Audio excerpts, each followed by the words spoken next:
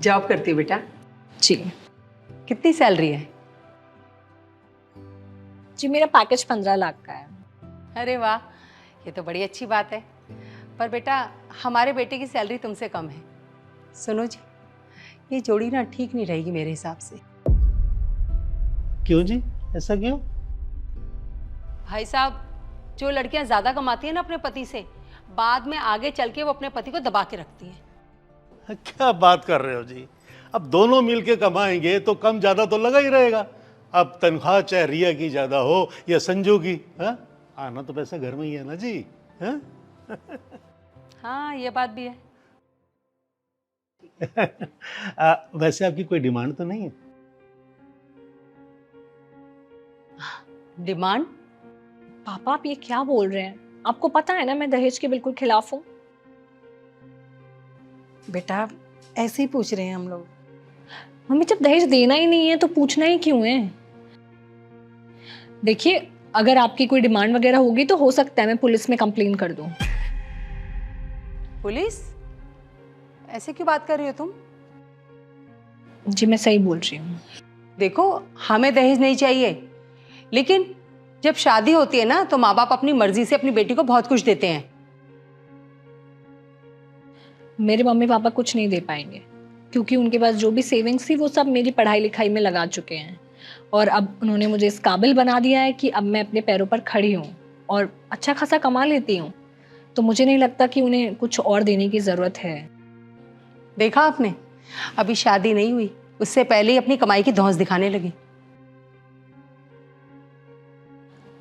मैं कोई धौंस नहीं दिखा रही हूँ, मैं बस आपको बता रही हूँ कि मेरे पेरेंट्स ने मेरे लिए क्या किया है। मुझे दहेज नहीं चाहिए, मैं भी दहेज के खिलाफ हूँ। और मैं एक बात आप लोगों को पहले ही क्लियर कर देना चाहती हूँ, मैं अपने मम्मी पापा की इकलौती बेटी हूँ, मेरा कोई भाई भी नहीं है, तो शादी के बाद उनकी देखभाल मैं ही करूँगी और सारी रिस्पॉन्सिबिलिटी मैं ही उठाऊंगी। हाँ हाँ, उसमें कोई प्रॉब्लम नहीं हमें बेटा। भाई महीने 2 महीने में कभी एक आध बार टाइम मिले मिलाना जाके इनसे। अगर आपका बेटा आपसे महीने 2 महीने में एक बार मिलेगा तो आपको चलेगा?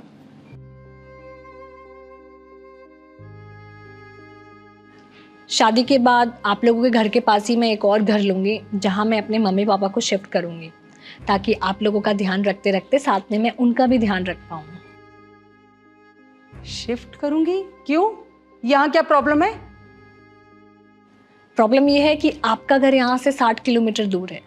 बाई चांस कल को कोई इमरजेंसी हो गई तो मुझे तो आने में 2 से 3 घंटे लग जाएंगे। बेटा हमें यहाँ कोई प्रॉब्लम नहीं होगी। हाँ बेटा हम ठीक से रहेंगे, तू हमारी चिंता मत कर। मम्मी अगर आपकी चिंता मैं नहीं करूंगी तो और कौन करेगा? है कोई और करने वाला? देखो रिया, ये नहीं हो सकता। भाई ससुराल और मायका दोनों एक साथ? नहीं नहीं, ऐसा थोड़ी अच्छा लगता है।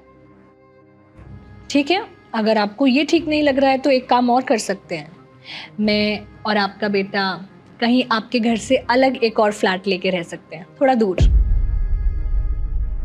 हमारा बेटा? हमारा बेटा हमसे दूर क्यों जाएगा? क्योंकि मैं चाहती हूँ कि आपका बेटा भी वही फील करे जो मैं फील करूँगी अपने पेरेंट्स को छोड़कर, और आप दोनों भी वही फील करो जो मेरे पेरेंट्स फील करेंगे जब उनका बच्चा उनसे दूर चला जाएगा और शायद कई महीने तक मिल भी ना पाए।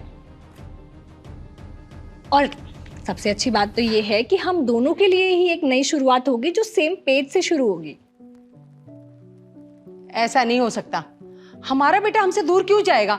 अरे हमने उसे पैदा किया, पाल पोस के इस लायक बनाया कि वो बुढ़ापे में हमारा सहारा बनेगा, इसलिए नहीं कि वो हमें छोड़कर कहीं दूर रहने चला जाएगा। अगर आपका बेटा आपके बुढ़ापे का सहारा बन सकता है तो मैं अपने मम्मी पापा के बुढ़ापे का सहारा क्यों नहीं बन सकती? उनका तो बेटा भी मैं ही हूँ और बेटी भी मैं ही हूँ।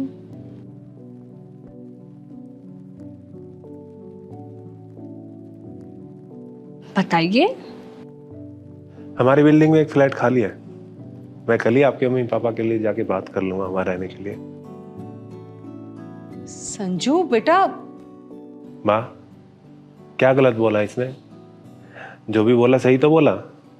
अगर मैं आपके बुढ़ापे का सहारा हूँ, आप चाहते हो कि मैं आपका ध्यान रखूं, आपके पास रहूं, तो रिया भी तो उनके माँ बाप का सहारा है, वो भी तो उनका ध्यान रखना चाहती है, उनके पास रहना चाहती है। और मेरी और रिया की सोच बिल्कुल मिलती है। मुझे इसकी सारी शर्त मंजूर है। अरे तो पहले रिया भी तो बताए, उसे तू पसंद है भी या नहीं? जी पसंद है। अरे फिर तो हमें भी मंजूर है, क्यों जी? बिल्कुल, मुझे भी पसंद है। बधाई हो जी। अब मुंह तो मीठा करिए अब।